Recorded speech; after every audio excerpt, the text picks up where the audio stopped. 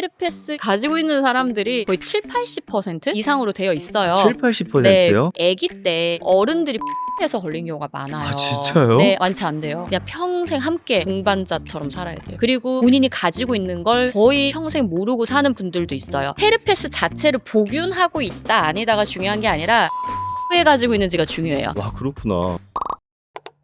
안녕하세요. 듣다 보면 저절로 똑똑해지는 팟캐스트 진행을 맡은 저는 전민기입니다. 네, 안녕하세요. 산부인과 전문의 김지연입니다. 네, 오늘은 김지연 원장님과 학교에서는 배워보지 못한 더 자세한 성교육 시간을 좀 가져보도록 하겠습니다. 제가 오늘 학생이에요. 아, 네. 선생님은 선생님이고요. 네, 알겠습니다. 요즘에 10대 혹은 20대 초반 이런 청소년들, 청년들 너무 놀이처럼 쾌락만을 위해서 이렇게 성관계를 갖는 친구들도 꽤 많다고 하던데 이러면 좀 어떤 위험성이 좀 있지 않을까요? 그쵸. 사실 성병이 20대가 제일 많기는 하거든요. 그래서 20대에서 30대가 제일 많은 퍼센트를 차지하는데 최근에 10대가 성병 발병률이 늘어가지고 5년간 완전 가파르게 발병률 증가를 하고 있고 약간 특이한 게 남자가 여자보다 더 많이 걸려요. 10대만. 사실 성병이 또래 집단에서 걸린다기보다는 윗집단에서 아래로 내려오는 거거든요. 그래서 보통 여자가 더 걸리는 경우가 많은데 10대는 약간 특이하게 그게 반대인 경우도 좀 있는 것 같아요. 알 수는 없으나 그래서 성병에도 노출될 수 있고 가임력 자체가 좋은 나이이기 때문에 원치 않는 임신을 할 가능성이 좀 더 위험하고 그래서 성교육이 되게 중요한 나이대인데 성교육 없이 무분별하게 성관계를 하는 경우가 많죠. 저희 어릴 때는 그냥 성병, 그중에서 가장 무서운 건 이제 에이즈. 당시에는 이제 불치병이었는데 지금은 이제 물론 낫진 않지만 계속 가는 계속 끌고 갈 거죠. 수 있는 예. 병으로 바뀌었죠. 이런 말이 있는데 이게 좀 궁금해서요. 수영장에 같이 있으면 성병이 걸릴 수도 있다. 헬스장에서 수건 같이 쓰면 뭐 걸릴 수 있다. 이런 무서운 이야기들이 있던데 정말입니까? 그거는 그거 걸린 사람들의 비겁한 변명 같은 거라고 저는 생각을 하고요. 뭔가 핑계를 대고 싶은데 나 헬스장 가서 걸렸어. 나 수영장 갔더니 그때 걸렸나 봐. 야, 거기 변기 좀 더러웠거든. 그래서 걸렸던 것 같아. 이렇게 얘기를 하는 것 같아요. 근데 사실 이거를 병원에 오셔서도 그렇게 말씀하세요. 선생님, 제가 얼마 전에 여행을 가서 너무 피곤하고 거기가 되게 더러웠는데 그러고 나서 염증에 걸린 것 같아요. 이렇게 말씀하신 경우들이 많아요. 근데 그 뜻이나 그 마음 상태는 제가 뭔지 너무나 잘 알 것 같아요. 왜냐면 너무 속상하니까. 그렇죠. 네, 그래서 그런 거에 어떤 핑계를 대고 싶은 그런 마음이지 않나라는 생각은 드는데 그럴 순 없습니다. 에이즈 역시도 이런 식으로 걸릴 수 없죠. 그랬다라고 하면 에이즈가 지금보다 훨씬 더 많은 유병률을 가지고 있을 거예요. 그런데 에이즈 같은 경우에는 성적 접촉을 하거나 피가 섞여야 돼요. 가장 많이 걸리는 게 수혈. 옛날에 이런 경우가 가장 많았었다면 지금은 발병률 자체로 따졌을 때 1위는 성관계이기는 해요. 근데 성관계로 전염이 되는 확률이 높진 않아요. 1% 미만이거든요. 그거밖에 안 돼요. 네. 그러니까 0.3%, 뭐 0.1% 이렇게 얘기할 정도로 되게 낮은 확률이에요. 그렇지만 걸리는 경우는 성관계가 제일 많아요. 뭐 에이즈 걸린 사람이랑 밥을 같이 먹거나 대화를 같이 한다고 해서 옮는 건 아니므로 그런 건 전혀 상관이 없고요. 성관계를 할 때 콘돔을 꼭 착용을 하거나 믿을 만한 사람하고 관계를 해라. 그건 좀 어렵네요. 근데 너 에이즈 걸렸어라고 물어볼 수 있는 상황은 아니잖아요. 그렇죠. 네. 그래서 이게 참 뭐라고 말하기가 어려워요. 평생 거진으로 살면은 돼요. 근데 그렇게 사는 것도 버리는 게 너무 많잖아요. 우리가 교통사고 무섭다고 차를 안 타고 다니지 않는 것처럼 이거 무섭다고 성관계를 하지 말아라. 이거는 사실 저는 말이 안 된다 생각하고 이 사람에 대한 어떤 믿음이나 이런 거를 가지고 관계를 하고 부부나 연인 사이에서 사실 에이즈를 걱정할 필요는 없지 않나 생각을 하고요. 원나잇 내지는 친하지 않은 이성 급 타올라서 네네. 그럴 때 조금 위험하지 않을까 이런 생각을 합니다. 근데 요즘에는 그 에이즈보다 더 흔하고 지독하게 한국인을 괴롭히는 바이러스가 좀 따로 있다고 하던데 그게 뭐예요? 한국인뿐만 아니라 세계적으로도 굉장히 많은 바이러스이긴 한데 헤르페스를 말씀하시는 것 같아요. 헤르페스 입술에 가지고 있는 사람들이 거의 7-80% 이상으로 되어 있어요. 7-80%요? 네, 굉장히 많이 가지고 있는 걸로 되어 있고 그러니까 이게 뭐 엄청난 정확한 통계라기보다는 한 스터디 통계에서 제가 그렇게 본 적이 있어요. 그 정도로 헤르페스를 많이 가지고 있습니다. 그래서 마치 헤르페스를 가지고 있으면 생각하시면 성병 보균자인 것처럼 생각하시면 안 되고 그건 또 다른 거예요? 네, 헤르페스 자체를 보균하고 있다 아니다가 중요한 게 아니라 외음부에 가지고 있는지가 중요해요. 아, 입에 있는 건 상관이 없는 상관이 거예요? 없고 생식기에 갖고 있다면 네. 얘가 이렇게 날아가서 감염이 된다기보다는 접촉을 해야 되기 때문에 그건 성관계잖아요. 성매개로 걸렸겠구나 이렇게 생각을 하는 거죠. 그래서 헤르페스를 걸렸다고 성병이다라고 생각하시면 안 되고 외음부에 헤르페스를 가지고 있으면 아 성관계로 걸렸겠구나 이렇게 생각하시는 게 정확해요. 외음부에 저는 그걸 본 적은 없는 것 같은데 네. 눈에 이게 보여요? 네, 보여요. 아, 그래요? 궤양도 보이고 물집도 보여요. 입술에 났던 딱 그런 물집이 외음부에 있어요. 몽글몽글하게. 그럼 남자의 그곳에서도 그럼요. 확인이 돼요, 눈으로? 네네네. 와, 그렇구나. 그래서 물집 단계랑 궤양 단계를 내가 만약에 눈으로 봤다. 그러면은 그날은 관계를 안 하시는 게 좋아요. 아, 그럼 이것도 약간 컨디션 안 좋거나 입 주변에 그럴 때 올라오는 것처럼 몸이 좀 안 좋을 때 맞아요, 올라오는 거예요? 맞아요. 그럼 그때만 피하면 또 괜찮은 거예요? 대부분은 그때 걸려요. 그렇지 않을 때는 대부분은 걸리지 않아요. 물론 무증상일 때도 걸리는 경우가 있긴 하지만 있을 때만큼은 아니므로 그때는 피하시는 게 좋아요. 그래서 제가 예전에 장난으로 애무해주는 척 하면서 사사치 봐라.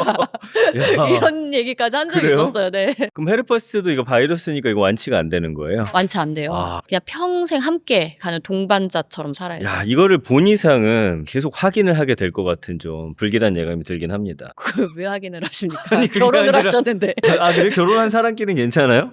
전염병이잖아요. 네네. 둘 다 없으면 걸릴 아, 일이 없죠. 이게 좀 무식한 질문일 수도 있는데 입에 아까 올라온 거를 이제 애무를 통해서 상대 생식기에도 옮을 수가 있는 그럴 거예요? 수 있어요. 비말 전파도 가능하고요? 그 침이 나갈 때 이 바이러스의 점에 이렇게 좀 묻어서 이게 날아갈 때 너무 가까이 1m 이내에 이렇게 스프레이드 식으로는 전염될 수 있어요. 그거는 가능해요. 아주 가까이 있을 때 짧은 시간 안에 없어지기 때문에 웬만하면 이제 사랑하는 사이 아니면 옮기는 쉽지 쉽진 않죠. 않겠네요. 원장님의 혹시 기억에 남는 이렇게도 헤르페스 감염이 되네라는 좀 사례가 있습니까? 보통 우리 입술에 걸린 게 아기 때 어른들이 뽀뽀해서 걸린 경우가 많아요. 아, 진짜요? 네, 아유 이쁘다 하고 이렇게 뽀뽀해서 오. 걸리는데 아기들은 면역력이 너무 약하니까 여기 병변이 없는 상태에 걸리게 되는 경우들이 있는 거예요. 그러니까 실제 여긴 바이러스가 올라와 있는데 상처까지는 안 만든 그런 상태일 때도 옮길 수 있거든요. 그래서 아기들한테 함부로 뽀뽀하시면 안 돼요. 그리고 헤르페스가 전염이 됐다고 다 증상이 나타나는 건 아니에요. 본인이 가지고 있는 걸 거의 평생 모르고 사는 분들도 있어요. 면역력이 너무 좋으면 나는 갖고 있는데 병은 안 만들고 그냥 살고 계신 분들도 많거든요. 이랬던 분들이 드물게 어느 날 결혼을 하고 5년 뒤에 처음으로 이게 증상이 나타나는 거예요. 그럼 배우자의 외도를 의심하게 되잖아요. 이거 그럼 몇 년도에 걸렸는지 확인할 수 있어요, 원장님? 그건 알 수 없어. 몇 년대 야, 걸렸는지. 골치 아프네. 예. 근데 피 검사를 해보면 최근에 걸린 건지 예전에 걸린 건지를 알 수가 있고 또 상대방 피 검사했을 때 있는지 없는지가 나오잖아요. 그런 분들도 많아서 참고하셔야 돼요. 가끔씩 그런 부탁 없습니까? 예전에 걸린 걸로 좀 해주세요, 원장님. 제가 해드릴게요. 따로 말씀해 주세요. 네, 감사합니다.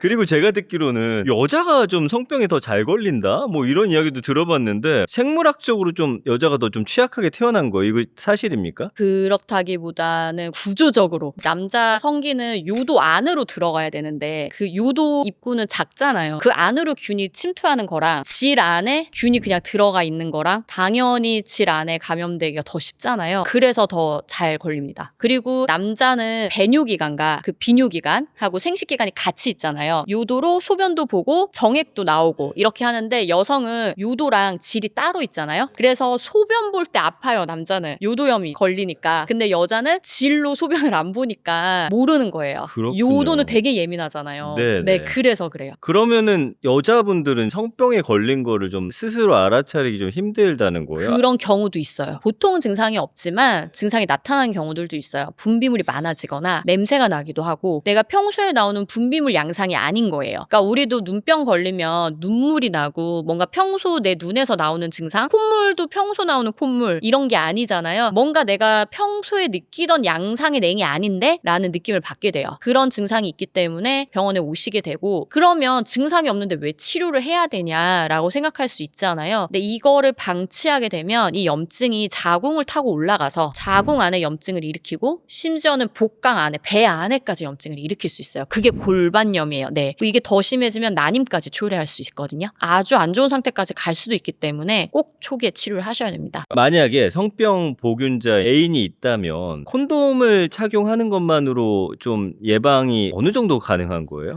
성병 보균자 애인이 있으면 일단 치료를 시키는 게 1번이고 몰랐을지. 몰랐을지 그래도 한 90%까지 예방하는 걸로 되어 있어요. 콘돔을 사용했을 때 뭐 바이러스 크기가 콘돔보다 작아서 콘돔을 뚫고 나간다 이런 얘기를 여쭤보시는 분도 있었는데 실제로 전염성을 꽤나 차단하는 걸로 나와 있거든요. 그래서 그런 걱정까지는 안 하셔도 돼요. 그 나머지 10%는 사실 그 우리가 콘돔을 껴도 커버가 안 되는 곳이 있잖아요. 딱 그 성기만 커버를 하지 그 아래에 있는 고환이라던가 음경, 네. 그런 데는 안 되고 여성도 커버가 전혀 안 되다 보니까 그 다른 부위에도 다 분비물이 묻어 있고 접촉을 할 수가 있는 거죠. 그런 것들이 다 걸릴 수가 있기 때문에 이게 여기 그냥 다 입으면은 어떻게 될지 몰라도 그건 좀 너무 그러니까 그런 것 때문에 100%는 아니에요. 그래서 요즘은 연인들끼리 두 분이 잠자리를 아직 안 했어요. 근데 병원에 먼저 와서 같이 검사를 하고 그러고 관계를 하는 경우도 있고요. 그게 뭐 좀 깨끗하긴 한데 정은 없죠. 정은 없는 것 정은 좀 같아요. 없어요. 근데 만약에 균이 있잖아요. 그래도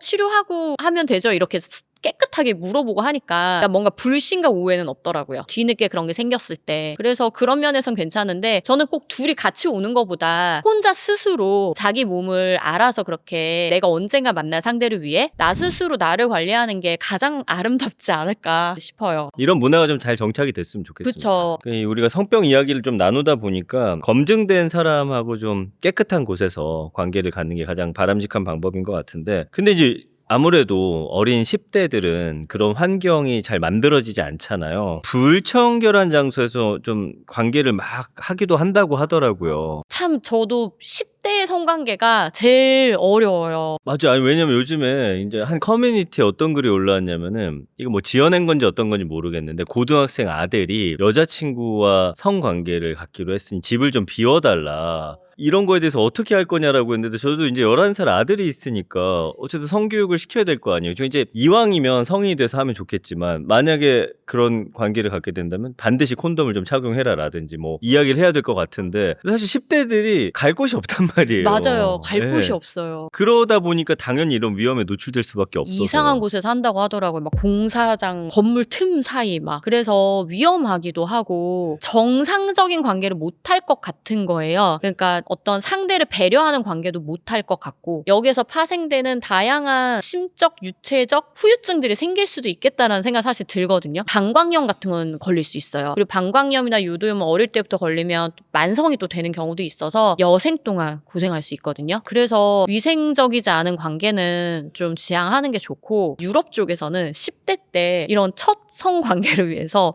부모님이 막 침대를 꾸며주고 막 이런다는 거예요. 근데 또 우리나라 정서상 그렇게 하면은 이거를 마치 막 하라고 우리가 부추기는 것 같다라는 또 그런 오해를 하게 되기도 하고 막 그러잖아요. 그래서 이 적정선 안에서 우리나라만의 문화가 참 어떻게 생기면 좋을 것 같은데 라는 그런 생각은 많이 들어요. 그러면 이제 아이들을 위해서 좀 성교육 문화가 좀 어떻게 좀 잡혔으면 좋겠다라는 생각 혹시 갖고 계세요? 성관계가 뭔지 정확하게 알려줄 필요가 있을 것 같고 성관계에서 파생되는 여러 가지 일들이 있잖아요. 쾌락도 있지만 임신도 있잖아요. 그리고 사랑도 있고 여러 가지가 있다라는 거를 정확하게 좀 알려줄 필요가 있을 것 같고 본인들도 어느 정도 본인의 의견으로 선택을 하게끔 하는 것도 좀 필요하지 않을까. 그래서 거기에서 나는 하는 거를 원한다라고 했을 때는 어른들이 잘 옳은 방향으로 도와준다던가 뭐 그런 게 좀 필요하지 않을까 그런 생각이 들어요. 저 어릴 때도 이제 중학교 다니면은 이런 거 호기심 많은 친구들이 어쨌든 콘돔을 사려면 그 당시엔 약국을 갔어야 됐기 때문에 잘못된 정보가 상당히 많았어요. 학생들 사이에서. 요즘 아이들 같은 경우도 좀 피임 같은 거 잘못된 방식으로 좀 하는 거 혹시 들어본 거 있으세요? 제가 제일 충격받았던 게 랩을 쓴다는 거예요. 콘돔 대신에. 안 되죠. 금방 다 벗겨질 거 아니에요. 요즘은 그래도 콘돔을 사기가 용이하잖아요. 맞아요. 네, 편의점에서도 살 수 있고. 근데 차라리 생각해보니까 어차피 할 거면 그냥 부모가 사주는 게 나을 수도 있겠다는 생각이 들기도 하고. 그래서 깨어있는 부모님들이 요즘은 조금씩은 있어요. 저도 외래에 20대 초인 아들, 딸이랑 같이 와서 엄마 피임 상담이랑 딸 피임 상담을 막 셋이서 아무렇지도 않게 하는 거예요. 와, 어떻게 그런. 저도 너무 놀래서 여쭤봤더니 아예 어릴 때부터 다 오픈을 했대요. 엄마랑 아빠랑 사랑하러 가는 거야. 근데 어릴 때부터 이런 얘기 계속 하다 보니까 아이들이 거부감이 없는 거예요. 이 얘기가 이상하게 느껴지지도 않고 야하게 느껴지지도 않아서 본인들이 관계를 할 때 엄마한테 다 얘기하고 처음부터. 그러니까 엄마도 막 거기에 대해서 조언을 해주고 막 딸한테 야 너도 이제 피임 이거 하는 게 나아. 막 이런 얘기 편하게 하시는 거예요. 근데 아들도 같이 있는데 그래서 정말 놀랐는데 되게 보기 좋아 보이더라고요. 그래서 아, 이게 되는 거구나. 우리가 너무 감춰왔기 때문에 부끄러웠던 거지 이거 여는 순간 더 이상 부끄러운 일이 아니구나라는 생각을 했었어요. 근데 피임법도 사실 굉장히 종류가 많잖아요. 그럼 약국이나 병원을 가지 않아도 좀 사용할 수 있는 방법은 혹시 있나요? 딱 3개죠. 콘돔, 주기법, 질외사정.